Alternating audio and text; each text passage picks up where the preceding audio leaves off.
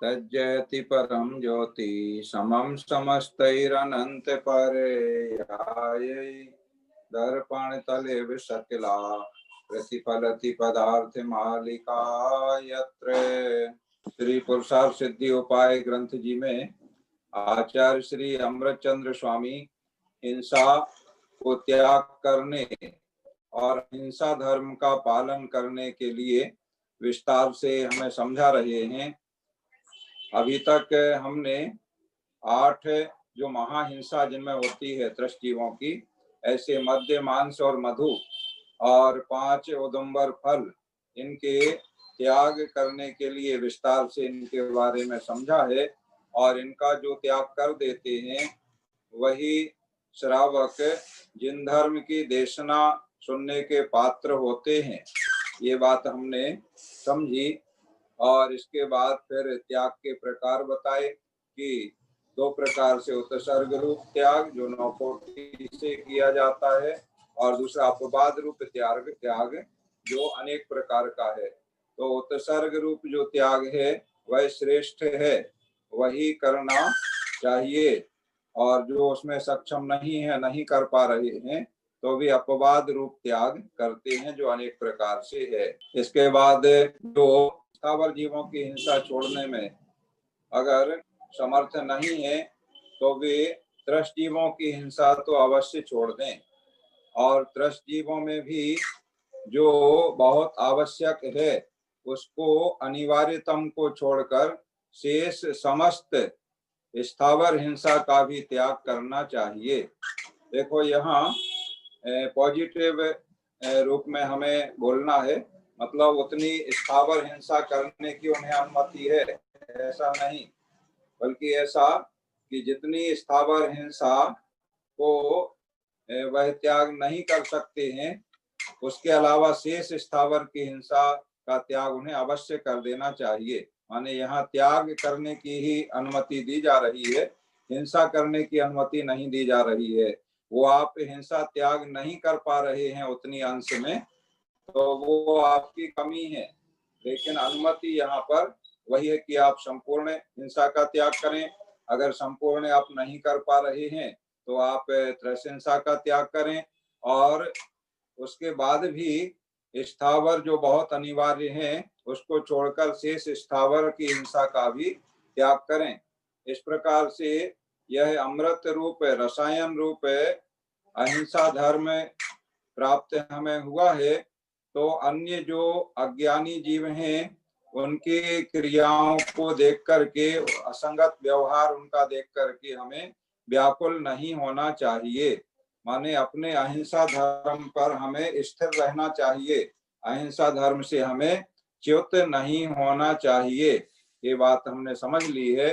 अब आज हम समझ रहे हैं कि लोक में जो बहुत प्रकार से हिंसा व्यवहार में चलन में है, तो उन सभी के बारे में यहाँ पर बताया जा रहा है कि इस प्रकार की हिंसा हमें नहीं करना चाहिए। श्लोक नंबर 79 में देखते हैं कि धर्म के निमित्त हिंसा, धर्म के नाम पर कहीं कहीं कोई हिंसा करते हैं, तो ऐसी हिंसा भी हमें नहीं करना चाहिए। श्लोक दोहराएंगे। सूक्ष्मो भगवद्धर्मो धर्मार्थम हिंसनेन दोषोऽस्ति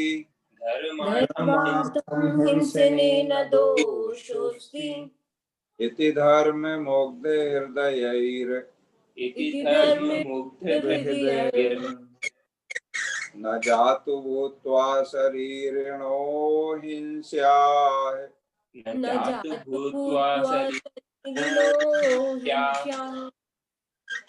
भगवद्धर्म अति सूक्ष्म हिंसा धर्म हेतु उचित है। यो भ्रमित धर्मी हो कभी भी जीव घात नहीं करे। भगवत धर्म सूक्ष्म है, भगवान का कहा हुआ जो धर्म है बहुत सूक्ष्म है, बारीक है। इसलिए धर्मार्थ हिंसने दोषोस्ति दोषा नास्ति, धर्म के निमित्त से हिंसा करने में दोष नहीं है। देखो, ये हमने श्लोक का पूर्वार्ध पढ़ा है, तो पूर्वार्ध में जो प्रचलित मान्यताएं आचार्य श्री अमृत चंद्र स्वामी के समय में रही हैं, उन्होंने पूर्वार्ध में श्लोक की पहली लाइन में उस मान्यता के बारे में कहा है और दूसरी लाइन में उन्होंने धर्म का उपदेश दिया है कि हमें क्या करना चाहिए। तो अगर कोई केवल पहली लाइन पढ़ करके और इसकी व्याख्या करे तो अर्थ का अनर्थ हो जाएगा। पहली लाइन क्या कह रही है श्लोक की पूर्वार्ध में कि भगवान का कहा हुआ धर्म बहुत बारीक है, इसलिए धर्म के निमित्त से हिंसा करने में दोष नहीं है। ठीक है, तो धर्म के निमित्त हिंसा करने में दोष नहीं है, ये आचार्य अमृतचंद्र स्वामी नहीं कह रहे हैं।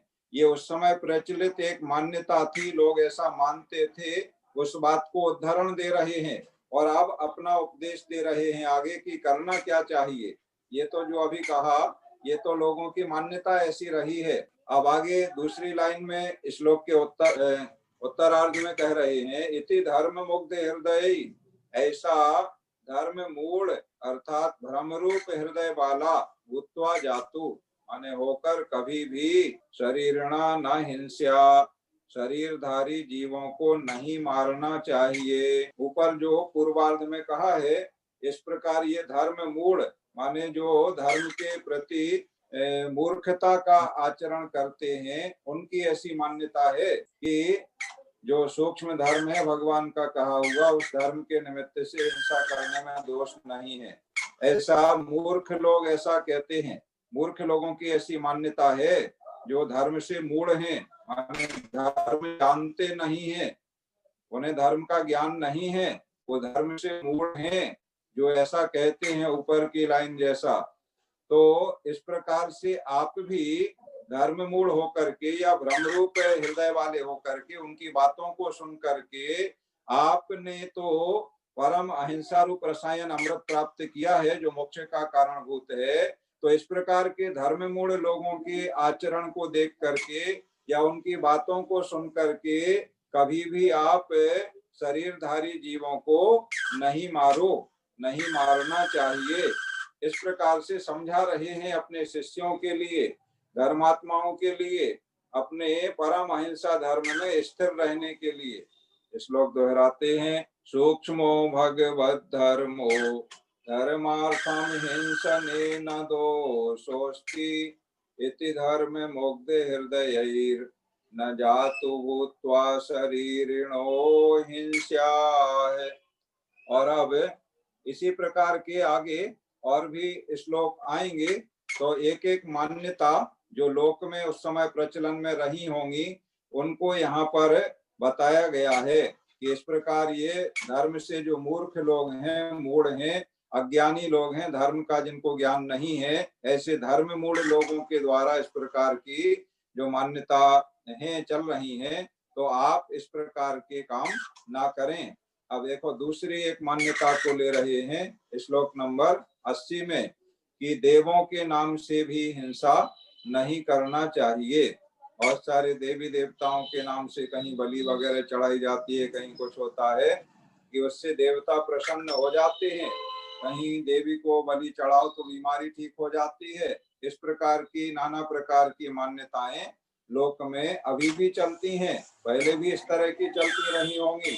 जब आचार्य अमृतचंद्र स्वामी ने ये लिखा है तो उन मान्यताओं का निषेध यहाँ पर किया है। श्लोक दोहराएंगे, धर्मो हि देवताभ्य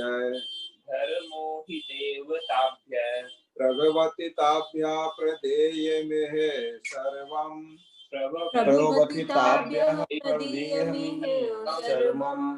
इति दुर्विवेक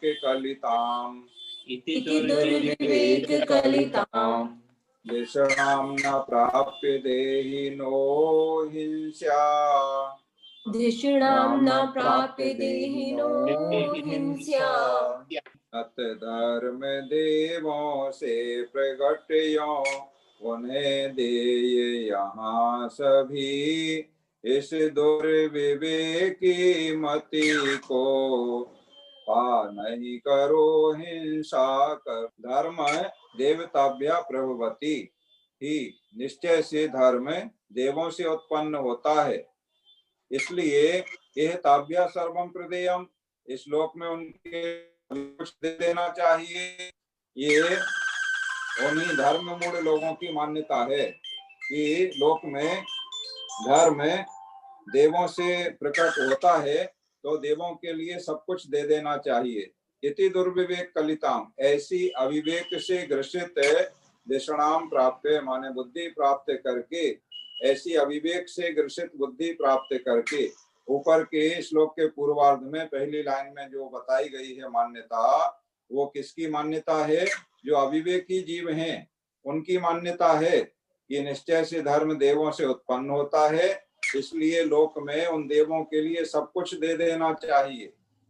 ऐसी जो मान्यता है ये अविवेकी जीवों की है। तो आप ऐसी अविवेक से ग्रसित बुद्धि प्राप्त करके आप देहना न हिंसा, शरीरधारी जीवों को नहीं मारना चाहिए। हमने हम सबके लिए ये उपदेश दिया कि आप लोग इस प्रकार की अविवेक पूर्ण बुद्धि प्राप्त करके शरीरधारी जीवों को नहीं मारना चाहिए। आप लोग नहीं मारें, यानी किसी भी प्रकार से जीवों की हिंसा करना उचित नहीं है। ये बात यहाँ पर सिद्ध की जा रही है। तो जो जो प्रचलित मान्यताएं रही हैं उन सबका यहाँ पर उनके नाम पर जो हिंसा होती रही है, जो देवी देवताओं के नाम पर हिंसा उस समय तो बहुत ज्यादा होती थी।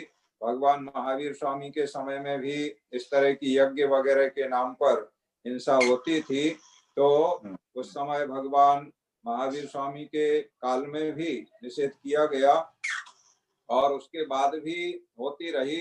तो आचार्यों ने अपने अहिंसा धर्म का प्रचार किया और जिस प्रकार से भी जैसे भी हिंसा में कोई रत है तो उस हिंसा का उन्होंने निषेध किया है। तो धर्म के नाम पर भी जो हिंसा करते हैं तो उस हिंसा का भी यहाँ निषेध किया है कि इस प्रकार देवताओं के नाम पर भी हमें हिंसा नहीं करना चाहिए। श्लोक दोहराते हैं।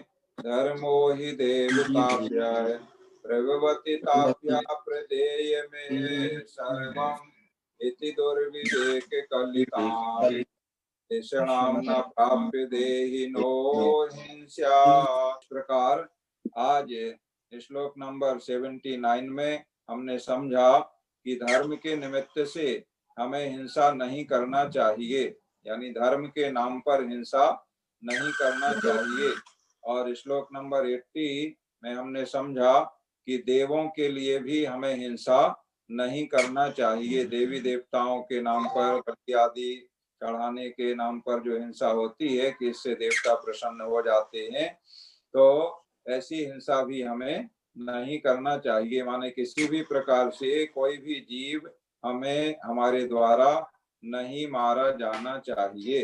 हिंसा का सर्वथा निषेध यहाँ पर किया गया है। इस प्रकार आज की पढ़ाई का कार्य यहाँ पूर्ण होता है।